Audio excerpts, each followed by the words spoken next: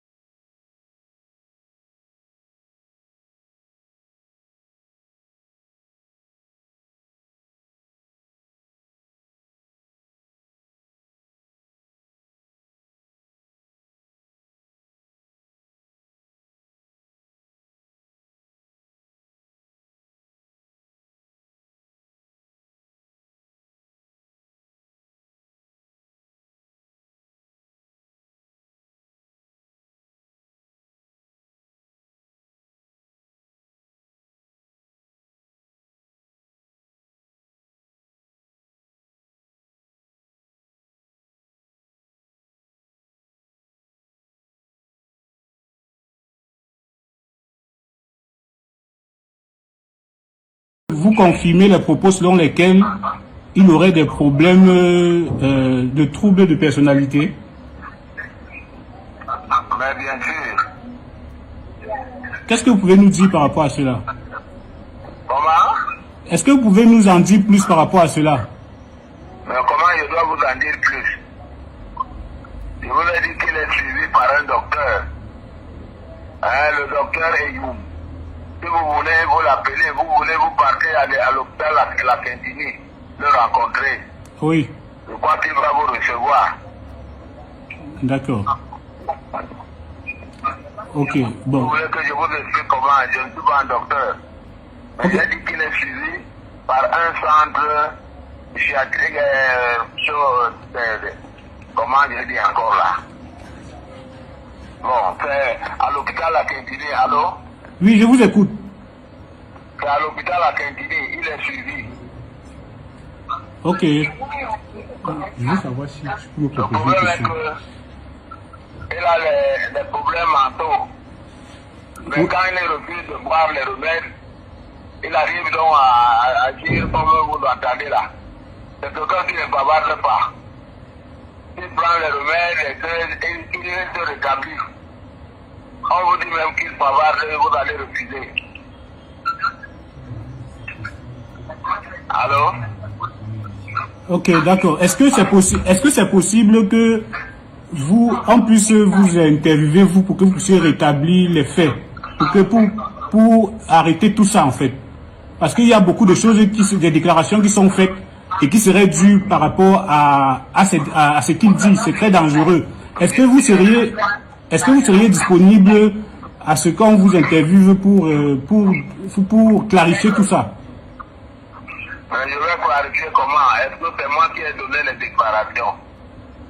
Hein, le peu que j'ai pu faire là, hein, je l'ai fait pour qu'on ne dise pas que mais quand ça se passait là, les parents étaient où? Voilà pourquoi j'ai dit que si quelqu'un veut m'aider, il m'aide quand on l'amène à l'hôpital, c'est tout.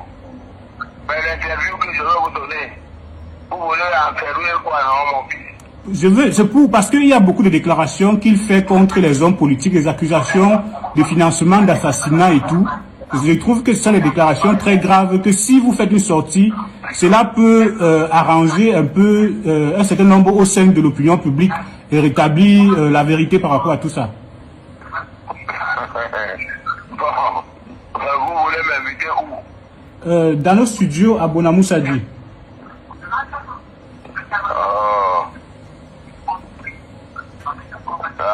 Bon, moi je crois que la déclaration que je vous donne là, pour moi, est authentique et sincère.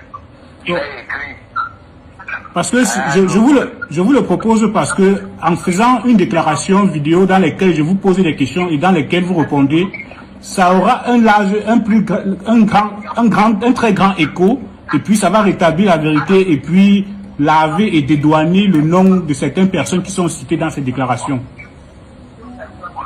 Ouais, mais il donne des déclarations, certaines de ces déclarations qu'il donne sont vraies. Mais est-ce que c'est à lui de parler de ça? C'est là le problème. Tu comprends? Oui, je vous comprends. Bon, parce que dernièrement, quand il a parlé d'ordure, oui. Il a parlé ça comme aujourd'hui. Oui. Le lendemain, le ministre de l'administration territoriale a convoqué les gouverneurs. Bon, mais il n'a pas dit que c'est elle qui a dit avant de les convoquer. Oui. Bon, de toute façon, je vous donne un numéro, vous l'appelez, hein. D'accord. Il m'a le qui? Je vous donne le numéro de ma fille. Vous l'appelez. Bon, ce que vous allez causer avec elle, hein? Oui. Bon, elle me tiendra informé, puis s'il faut que j'arrive là-bas, mais moi je n'ai pas l'argent de transport pour arriver là-bas, vous allez faire comment? Non, on va vous payer votre transport, ne vous inquiétez pas. Bon, appelez le 87. Affirmatif.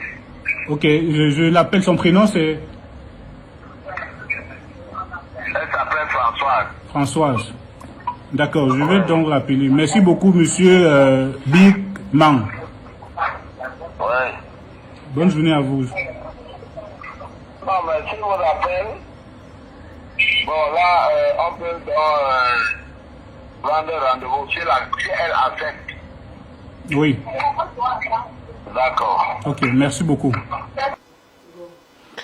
J'aimerais donc vous donner lecture de ce communiqué qui circule sur les réseaux sociaux et dont le papa de M. Jacques-Bertrand Mang a authentifié lors de nos échanges. Communiqué parental adressé à l'opinion nationale et internationale. C'est avec tant d'amertume que je me vois dans l'obligation de vous faire connaître que les publications, sorties médiatiques et toute autre déclaration faite au quotidien par mon fils Mang Jacques-Bertrand contre la prééminence son entourage et tous les personnages. Exemple, l'honorable et président du PCRN n'a reçu aucune mention ni support familial et je m'indigne à entendre et pouvoir supporter tout ce que ce dernier raconte. Pour un intellect rongé par une dépression suivie par le médecin chef du grand centre psychiatrique de Douala, entre parenthèses, document de référence à l'appui, je prie et supplie à toutes et tous de marquer votre compassion et indulgence par rapport aux souffrances que Jacques Bertrand inflige et fait subir à ces adolescentes enfants et leurs tendres mères vertueuses, et ainsi qu'à toute notre famille. Aidez-moi à stopper ce dilemme. Prière d'accepter tout propos mal employé par ma part. Bien vouloir faire large diffusion partout où besoin sera. Fait ce jour, 26 janvier 2026, le géniteur, fonctionnaire de police à la retraite, est transformé en homme de Dieu. Eve Bigman, consacré à segmenter des chaussées résidant à Douala. Voici donc, mesdames et messieurs, le communiqué qui a été authentifié lorsque j'ai discuté avec le père de M. Jacques Bertrand, qui fait savoir en fait qu'il est suivi par un médecin psychiatre et que voilà, la famille ne saurait cautionner ce qui est en train de se déclarer sur les réseaux sociaux. Et donc, est-ce que M. Jacques Bertrand a subi ça, ce problème parce que là, la famille fait savoir qu'il a une dépression. Est-ce que ceci est dû à ce qu'il aurait vécu à l'université ou étant à l'université, il vivait déjà cela? Bien malin pourra répondre à cette question, mais je pense que M. Jacques Bertrand a déjà apporté des éléments de réponse par rapport à cela, qui disait dans une interview que si il a ces problèmes, c'est par rapport à ce qu'il a subi à l'université. Eh bien, mesdames et messieurs, vous venez là d'écouter le papa de M. Jacques Bertrand. Vous savez que ceci est pour essayer de rétablir un certain nombre de choses. Parce que chez nous, à Cameroun Investigation, nous avons donné la parole à M. Jacques Bertrand. Il a fait un certain nombre de déclarations.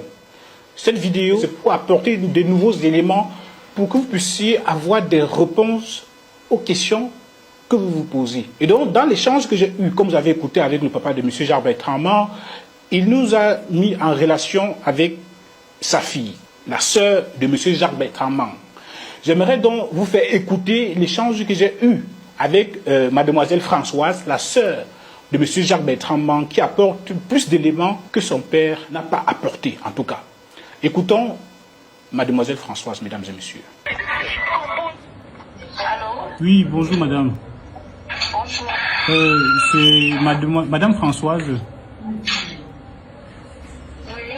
Je suis Emma Brice. C'est votre père, M. Bigman, qui m'a donné votre numéro. Oui, j'ai eu à interviewer M. Jacques Bertrand une fois sur notre média.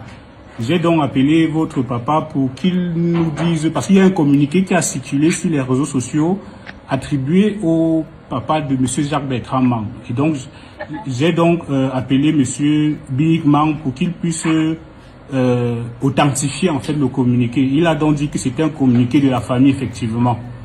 Donc, je demandais donc à M. Bigman s'il pouvait nous accorder une interview pour établir un certain nombre de déclarations que M. Jacques, des accusations que M. Jacques Bertrand fait sur des personnalités sur les réseaux sociaux. Et M. Bigman m'a également fait savoir que M. Jacques Bertrand est suivi par un médecin psychiatre. Et il y a des grosses et des très grosses, graves déclarations qu'il fait sur les réseaux sociaux ces temps-ci, qui causent beaucoup de tort à certaines personnes. Et l'ayant interviewé pour une première fois jusqu'à 2 fois, j'ai trouvé judicieux de contacter la famille pour savoir réellement la situation, si ce qu'il est accusé sur les réseaux sociaux, qu'il a des troubles de comportement, est-ce que c'est réel? Donc, monsieur, votre papa nous a confirmé qu'effectivement, il était suivi par un médecin psychiatre. Et il m'a demandé donc, parce que je l'ai invité à une interview pour essayer de clarifier la situation, pour laver le nom de certaines personnes dont il cite dans certaines de ces vidéos. Il m'a donné votre numéro, de discuter avec vous et avant tout. Oui. Mais vous voulez encore l'interview, comment le communiqué parle de tout, non? Oui, parce qu'en fait... Est-ce que vous pensez qu'un parent peut prendre l'initiative de faire un tel communiqué alors que ce n'est pas vrai ce que son fils souffre? Non. Jacques souffre depuis plus de 15 ans aujourd'hui. Ce n'est pas une histoire d'aujourd'hui. C'est juste que cette fois-ci, il s'est attaqué aux personnalités. Mais d'habitude, c'est d'autres cas. Ce n'est pas une histoire d'aujourd'hui. Il en souffre depuis des années. Vous pouvez aller vérifier son dossier médical, c'est à l'hôpital à Quintini. Ce n'est pas un malade qui s'ignore, c'est un malade qu'on connaît. Donc, quand il fait des déclarations, je pense que ce que vous devriez faire, c'est de prendre ce communiqué et puis de communiquer dessus. Parce que l'interview, là, maintenant, ne va servir à rien. Aucun parent ne peut prendre l'initiative de faire un tel communiqué, alors que ce n'est pas avéré ce qu'il dit. Donc, l'interview ne servira à rien du tout. S'il vous plaît, j'aimerais que mon père soit très loin des projecteurs, parce que cette histoire nous met mal en point. Okay. Actuellement, notre maman est couchée malade, toujours à cause de tout ça, s'il vous plaît. Donc, prenez le communiqué et puis faites tout genre d'informations dessus, tout genre de commentaires, tout genre de publications. Mais sachez que c'est la famille, c'est ça. C'est ce qu'on a fait pour pouvoir essayer de faire comprendre à l'opinion publique que, effectivement, Jacques Bertrand souffre. C'est peut-être parce que les gens le voient, il est propre, il est bien habillé, il s'exprime bien, mais il souffre. C'est pas une histoire d'aujourd'hui. Ça fait plus de 15 ans qu'il souffre. Il a quel problème? Il a quel problème, s'il vous plaît? Il a un problème psychique. Moi, je sais pas, je suis pas psychiatre pour vous dire exactement quel est le problème. Mais je sais que mon frère en souffre depuis plus de 15 ans. Par moments, ça le prend les cris. C'est pas quelqu'un de trop bavard de nature, c'est pas quelqu'un de trop délicat, non, c'est quelqu'un de très réservé et très calme. Quand il commence déjà à le faire, non, c'est que ça veut dire que la maladie commence. Même son médecin le sait. Ok, je vois. Donc c'est un malade connu. C'est pas un malade qu'on sabote. Ou non. C'est plutôt lui qui sabote sur l'effet de la maladie. C'est parce qu'il est malade qu'il le fait. Mais s'il n'est pas malade, Jacques Bertrand n'en parle pas. Okay. C'est quelqu'un qui ne parle pas. Oui. Donc je vous en prie de prendre le communiqué et d'en faire tout genre de commentaires avec, mais que mon père soit très loin des projecteurs, s'il vous plaît. D'accord, c'est compris, madame, parce que c'était dans le souci, en fait, d'éclairer l'opinion par rapport à ces déclarations, parce que je fais partie des personnes qui lui ont donné la parole. Et il était judicieux pour moi de venir vers la famille pour savoir exactement c'est quoi la situation. Parce qu'il y a des déclarations assez graves qu'il a eu à faire ces dernières heures. Et c'est la raison pour laquelle il fallait donner la parole à la famille parce que plusieurs personnes se disent que c'est son ancienne formation politique qui crée des histoires pour pouvoir ternir son image. Non, cette formation politique, elle est la seule formation et les seules personnes qui ont toujours eu à soutenir Jacques Bertrand. Je dis les seules. Donc c'est le PCRM qui a eu à soutenir Jacques Bertrand depuis. Toujours et toujours. Ils sont les seuls. Que ce soit de façon individuelle, de moi, Tabali, que ce soit de façon collective, ils sont les seuls à toujours le soutenir. D'accord. Ok. Nous allons donc rendre public le communiqué puisque vous l'avez authentifié, mais je pense que pour que cela puisse avoir un plus large écho, peut-être vous, je ne sais pas si c'était toujours mieux de vous avoir peut-être vous pour mieux expliquer la situation, pour comprendre, pour laver tout doute. Le communiqué, certes, va porter, mais pas comme une déclaration de la famille. Je ne sais pas si vous comprenez ce que je veux dire. Monsieur, le communiqué, pour nous, c'est assez largement suffisant. Nous ne voulons pas être sur les jeux des projecteurs, ni dans les télés, ni sur les réseaux sociaux. C'est la raison pour laquelle papa a pris l'initiative de faire le communiqué. Essayez d'en faire bon usage. Et essayez de vous contacter, de vous contenter de ça, s'il vous plaît. D'accord. Le reste, on en a tellement assez, parce qu'on ne dort plus, on réfléchit, on ne sait pas où on va arrêter Jacques Bertrand parce qu'il a des épées chez lui, il ne prend pas ses médicaments. Vous pouvez imaginer dans quel état d'esprit une famille peut se retrouver dans cette situation, s'il vous plaît. Okay. Tu t'alignes avec des gens comme Cabral Libye et consorts, comme certains membres du gouvernement, pour dire que je suis fou. Et que pour cela, je dois que j'étais à la vindicte populaire. Monsieur Bigman, comme depuis des années, tu as décidé que c'est moi qui dois mourir cette fois-ci. Je vais dévoiler au monde la personne que tu es. Comme depuis un moment, tu t'es allié avec des gens qui veulent me détruire, des gens qui me font des problèmes. Comme tu as choisi d'être contre ton fils, alors que je ne t'ai rien fait. Comme tu choisis de vouloir me tuer, comme tu l'as fait avec tes autres enfants. Moi, tu ne vas pas réussir. Parce que moi, je suis un enfant de Dieu. Je suis un vrai enfant de Dieu. Tu dis que tu es un pasteur, mais tu oublies de dire aux gens que tu es un ancien fonctionnaire de police qui est allé en retraite dans des conditions bizarres parce qu'il avait tué un individu, parce qu'il avait ôté la vie à quelqu'un.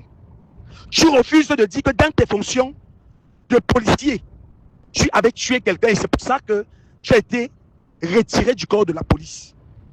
Tu oublies de dire que tu as épousé une femme qui est ma mère, qui t'a fait 10 enfants. Tu l'as épousée sous le régime monogamique, mais tu es parti par la suite te marier avec une autre femme de manière officielle. Cette femme qui ne t'a fait aucun enfant parce que Dieu t'a châtié par rapport à ça. Tu oublies de dire au public que tu as fait 10 enfants avec une femme et que tu t'es assuré dans ta sorcellerie de tuer 7. Il n'en reste que 3. Et parmi les 3 qui restent, tu veux me tuer moi. Tu t'alignes avec des gens comme Cabral Libi et consorts, comme certains membres du gouvernement, pour dire que je suis fou. Et que pour cela, je dois que j'étais à la vindicte populaire.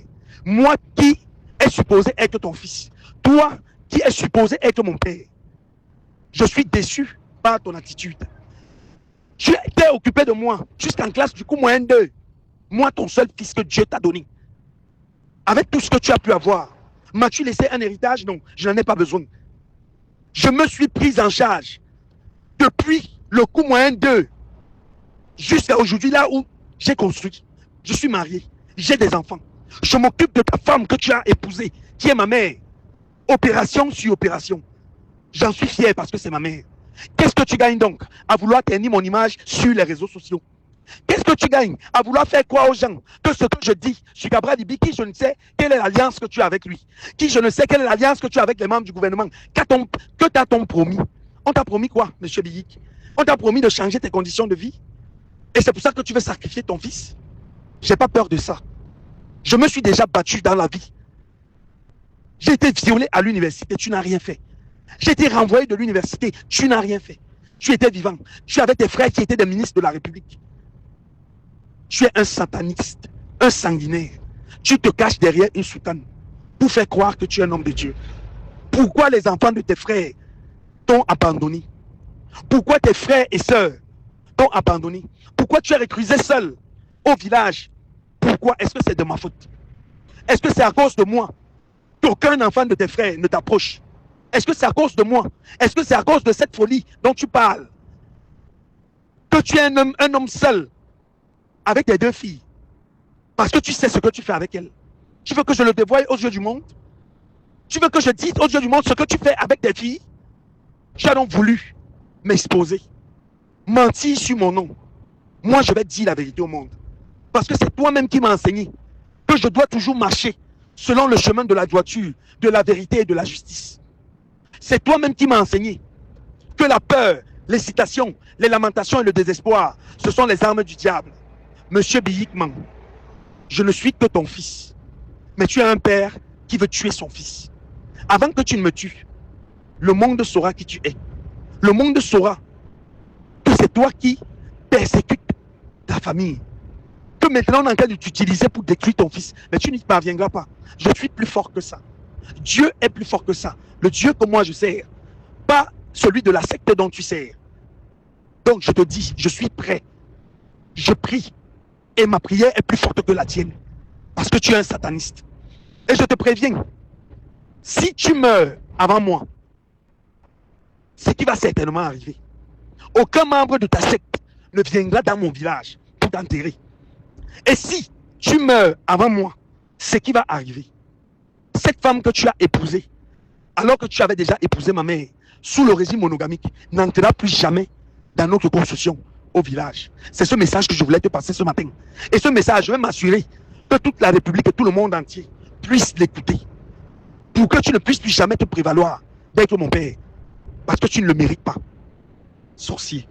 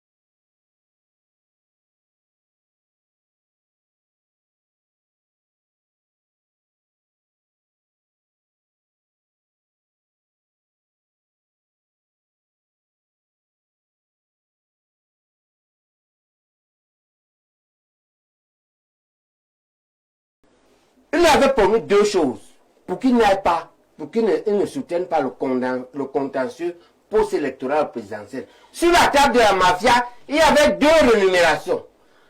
Pour qu'il ne soutienne pas le contentieux, il voyage. Et il y avait l'argent, 200 millions et 167 ont disparu. Il a resté seulement 143. Et il n'y avait que, on va lui donner un parti, disons 3. Vous assumez vos déclarations? Oui, j'assume. D'accord. Et il y avait qu'on va lui donner un parti qu'on allait déterrer, on lui a donné. Et il y avait que, avec ce parti, il ira au présidentiel et il va gagner sur la base d'origine ethnique. Après avoir éliminé l'UPC. Voilà la mafia. Pourquoi je vous ai dit que je voulais parler sans tabou. Très bien. Il avait promis deux choses pour qu'il n'aille pas, pour qu'il ne soutienne pas le contentieux post-électoral présidentiel. Sur la table de la mafia, il y avait deux rémunérations. Pour qu'il ne soutienne pas le contentieux, il voyage. Et il y avait l'argent, 200 millions et 167 ont disparu. Il a resté seulement 143. Et il n'y avait que, on va lui donner un parti, disons 3. Vous assumez vos déclarations? Oui, j'assume. D'accord. Et il y avait qu'on va lui donner un parti qu'on allait déterrer, on lui a donné. Et il y avait que, avec ce parti, il ira au présidentiel et il va gagner sur la base d'origine ethnique. Après avoir éliminé l'UPC. Voilà la mafia. Pourquoi je vous ai dit que je voulais parler sans tabou. Très bien. Mesdames, Messieurs, je suis Jacques Bertrand Mang. Je suis le combattant de la liberté et des causes sociales au Cameroun. Je suis présentement enfermé dans ma chambre, chez moi, à mon domicile. Et d'ailleurs, il y a des éléments de la police, des éléments de la gendarmerie, des éléments des forces de l'ordre qui sont là pour m'interpeller et m'amener je ne sais où. J'ai appelé le commissariat du 8e arrondissement, qui est proche de mon domicile. Ils ne sont pas en train d'intervenir. J'ai appelé tous mes oncles qui sont des hommes en tenue. J'ai appelé tous ceux que je connais, qui sont des hommes en tenue. Personne n'est en train d'intervenir. Sous vos yeux, ce qui est arrivé à Monseigneur Bala, ce qui est arrivé à Martinez Zogo, ce qui est arrivé à tous les combattants pour la liberté, ce qui est arrivé à Charles Ateba Yene, ce qui est arrivé à tous les autres, risque de m'arriver. Je vous demande de vous lever et de venir devant mon domicile. Parce qu'ils ne pourront pas m'interpeller ou m'amener où que ce soit si vous êtes là. J'habite Général Voyage. Derrière Général Voyage, à côté de l'école primaire La Roserette. L'immeuble en carreau marron et portail noir. Je suis au rez-de-chaussée. Le portail, c'est le parking de chez moi. S'il vous plaît, intervenez. S'il vous plaît, intervenez, sinon vous allez me perdre. Ma femme, ma famille et les autres sont en complicité. Je ne sais pas ce qu'ils leur ont donné. Je ne sais pas. Mais je suis en danger. Ceci est peut-être mon dernier message. Les Camers, on Joss, quoi, j'espère que vous allez bien. Les Camers, ça a déjà box dans le PCRN. Oui. On Joss que l'honorable Cabral Libi, le diman qui gère le polo qu'on appelle PCRN, le parti politique là, qu'il a choix 1 milliard. Le diman qui est sorti 3e à l'élection présidentielle qui vient de Bolessier, il s'appelle Cabral Libi. On dit qu'il a choisi 1 milliard pour ses terres. Pour Halake Nkoukouma a gagné les élections. C'est le dimanche qui dit ça. Le dimanche s'appelle Jacques Bertrand Mang, ou c'est Jean Bertrand Mang, un truc comme ça. Il dit qu'il était dans le PCRN et qu'il a démissionné parce que il a une vidéo où l'honorable Cabral Libi est en train de choiler d'eau. Les gars, moi je vais maintenant Joss, je vais vous lire la carte ici. Et je vais Joss, ce sont les free boys qui vont y asséquer Joss. Les gens qui ont le bac plus 500 dans la vie de dehors. Et le Joss pas au d'accord d'un coup, hein, parce que les d'accord d'un coup, ce ne sont pas les free boys. On commence. Tu ne peux pas go dans un fait. Tu choisis les dos et tu jettes ton financeur. C'est la base. Tu ne peux pas go dans un fait. Tu choisis les dos, tu jettes ton financeur et tu veux encore zoom dans la décharge. Ça, c'est la sorcellerie. Quand il dit tu veux encore zoom dans la décharge, parce qu'on juste que l'information du Yiki, on juste que le nouveau gouvernement qui arrive ici, Cabral Libi, c'est là-dedans. C'est ce qu'il y a. Et maintenant, le dimanche, c'est comment pour Hala. Moi, je suis venu vous lire la carte. Il juste qu'il a la vidéo de Cabral Libi, où Cabral Libi est en train de négocier les dos avec le répé qu'on appelle, où c'est Grégoire ou on a le répé ici. Oui, que le répé sur lui gâche les dos. Qui a la vidéo que Cabral Libi Golo portait plainte. Il a Hala comme ça pendant 3 jours. C'est hier que Cabral Libi a scène ses avocats d'aller porter plainte. Si c'est la vérité, grand, c'est que ça a cuit aujourd'hui. Ça a bosse vrai. Quand tu as ton financeur qui t'a aidé à Brice, tu ne peux pas le jeter. Parce que fais quoi, ça va boxe. Si tu choisis les dos, on a compris. Mais seul au moins dans la décharge signifie quoi? le nouveau gouvernement là, il faut qu'il y ait que son nom sera dedans. Là, il ne va pas venir te boxe. Parce que le dimanche là, il est en train de filmer maintenant tous les poubelles de Douala. Ce n'est pas pour rien, hein. Et ce n'est pas aujourd'hui que les poubelles de Douala ont begin. C'est depuis Yabaya. Si maintenant il commence pour venir là, c'est parce qu'il sent qu'il a été lésé, il a été rejeté. C'est pourquoi maintenant il cherche maintenant à venir boxe Cabral Libi. Donc voilà le Mata là que je suis venu vous expliquer. Et il va même détirer les anciens Mata. Oui, jusqu'à quand il était étudiant à l'université de Douala. Cabral Libi était étudiant à l'université de Yaoundé. On l'avait donné le Solam Solam. Et puis là, non. Donc, il juste que un professeur l'avait donné le Solam Solam. Il a fini de jonc. Et puis là, non. Le professeur est par derrière, percer son derrière. C'est ce qu'il josse. Quand il a josse de ça à Cabral Libi, quand il est jump dans le PCRN, Cabral Libi n'a pas levé le petit doigt. Donc, il est maintenant pour tout verser. Pour tout box. Donc, on attend maintenant Cabral Libi et Yago porter plainte. Que non, lui ne peut pas y avoir qu'on salisse son nom comme ça. Mais ma grande, moi, je ne peux pas ne pas te donner le conseil ici. Moi, avec Jos, que moi, je ne vais jamais venir te boxe ici. Le grand Cabral Libi. Pourquoi? Parce que j'estime que tu es jeune. Et si on boxe au Koukouma, c'est parce qu'on trouve que Koukouma est âgé et qu'il doit se reposer. Et que toi, tu es un jeune, tu es en train d'oser, on doit te soutenir. On ne peut pas dire qu'on chasse les vieux et puis on combat encore les jeunes. C'est pourquoi moi, je ne veux jamais, je n'ai pas souvent envie de te boxe. Mais moi, je suis venu te dire que est grand. Si c'est la vérité que tu as choisi 1 milliard là, grand, va enlever ta plainte. Si c'est la vérité que tu as choisi 1 milliard dans le Iki, et que tu as choisi PV, tu n'as pas donné à Issa Chiroma pour le prouver qu'il a gagné les élections. Grand, il faut go remove ta plainte. Parce que il y a certains Camerounais, pas moi, mais il y a certains Camerounais qui halent from que tu damais avec le RDPC. Et quand les gens ont déjà une idée en tête sur toi, tu ne peux jamais les convaincre. Ça dit, même si tu danses dans l'eau, ils vont dire que tu soulèves la poussière. Donc, va enlever ta plainte et puis tu les tapes, c'est que tu as choisi 1 milliard là. Ils vont te faire quoi? Si tu as vraiment choisi 1 milliard là, comment tu tapes ça au Camerounais? Oh, ah. Mon frère, le Cameroun c'est d'abord une place. Chacun waka ponchak. Chacun choque d'abord son pourcentage. 1 milliard c'est flop de dos. Table sec. Oh, ah. Et puis on dit que ta main ne sort pas. Que tu as le frein à main, le frein des voitures chinoises là. Que c'est comme ça que toi tu l'as. Et que c'est la même chose qui s'est passée avec le pater Papa Robert Conan. Toujours une histoire de dos. Où il t'a guidé son parti politique. Et puis tu as begun à damer les dos. Et puis ça a boxe. Le repère a tout fait pour choisir son parti politique, il n'a pas pu. Et avant de boxe, vous avez râlé que vous allez lui donner une maison. Vous ne l'avez jamais donné la maison. Et pourtant, vous avez participé aux élections, vous avez choisi les dos. C'est toujours les gens qui disent c'est un homme militant. Moi, je dis seulement l'information. Donc les caméras, c'est ce que je suis venu vous râler que ce n'est pas seulement dans le MSC que c'est en train de boxer. Ça boxe aussi au niveau du PCRN. Très mal.